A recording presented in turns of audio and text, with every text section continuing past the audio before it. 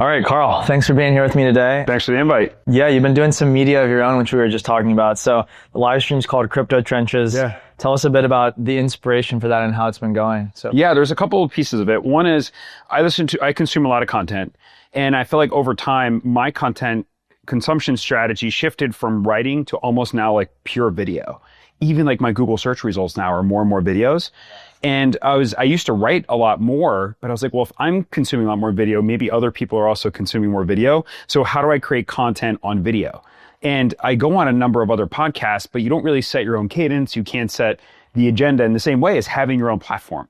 And so now I have a platform to have conversations with some of the most important builders and traders in crypto. And what I really focus on as well is earlier stage teams.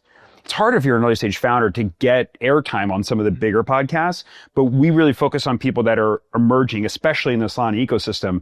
And so we have really rich conversations and lots of good insights and tips for builders. The second short piece of it was we're big investors in Pump.Fund, have been for about a year and a half at this point. And so I wanted to show that, hey, Pump is not just meme coins. When they launch live stream, you can have real platforms and generate real revenue.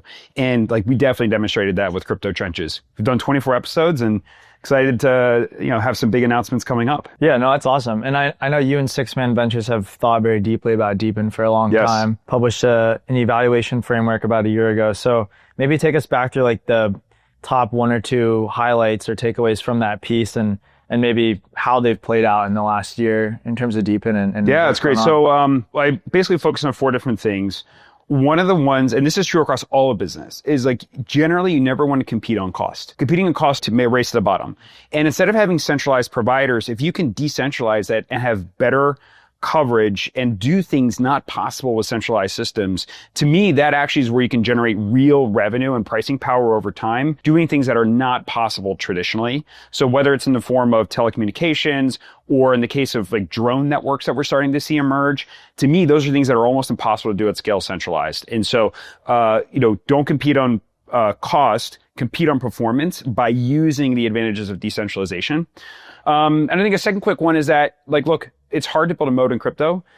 The more important that geographic specificity is to the network, the better a moat you're going to have.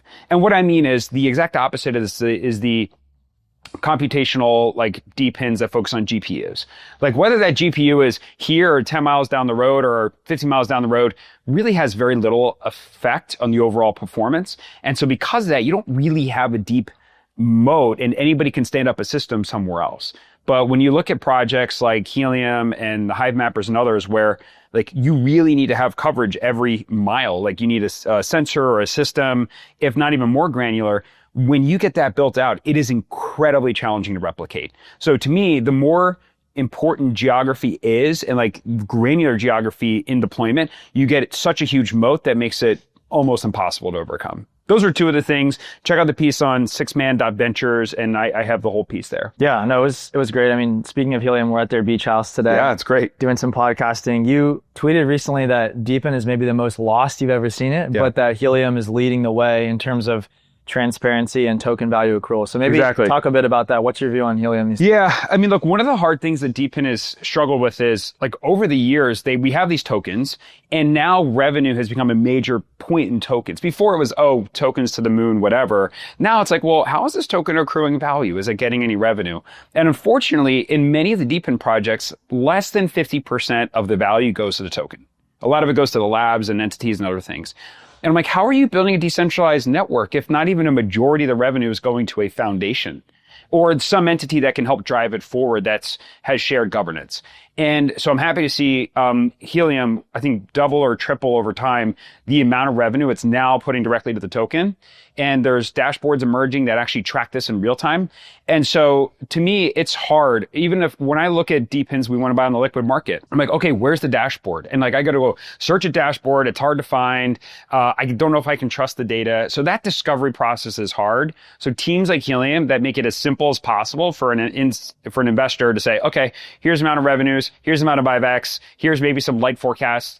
It just makes it way easier for people to build a thesis and then validate that thesis over time and backtest it. So I think both increasing revenue accrual to the token and the transparency around the revenues. It just makes it a much easier bid than many other DePINs out there today. Right. Yeah. There's this concept of protocol investor relations that I've been talking with some friends about. And I think we're starting to see some DePIN protocols and others start to put some time and resources into this. And that's, Grass just did their first token holder call, which was basically like a quarterly earnings report, kind of canned and staged. But it's about getting data into these dashboards, hopefully on-chain and off-chain data, hopefully more on-chain than off-chain. And I think Helium started to do that, but we want to see even more of their leadership in the DePIN sector, because they're probably, like you said, the furthest along in terms of getting things shown. I haven't chatted with the Grass team in about a year, but the biggest, I would say FUD, maybe it's true or not, I don't know, around Grass was, is this real revenue? Like they're reporting tens of millions of dollars of revenue, and is it real?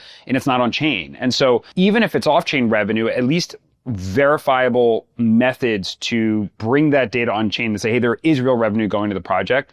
And here it is. Like that's important, because otherwise a team can say they're making $50 million a year, but like if I can't verify it and it's maybe not accruing to the token, it's really hard for me to go ahead and like build my case. So I'd say put your revenues on chain. You'll get a much better premium from the markets in doing so. Cool. Yeah. Sounds good. Well, thanks for joining me here. Yeah. Thanks for having me. Appreciate it. Yeah.